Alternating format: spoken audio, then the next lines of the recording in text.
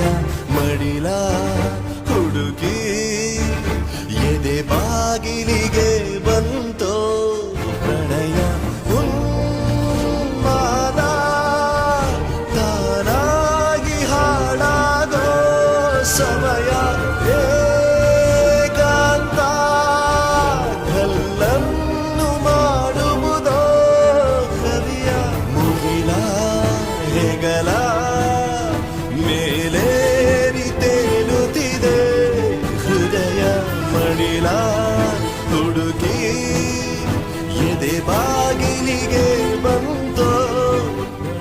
ನಾನು ನಿನ್ನ ಯಾವತ್ತೂ ಬಿಟ್ಟು ಹೋಗಲ್ಲ. ಪ್ರಾಮಿಸ್? ಪ್ರಾಮಿಸ್.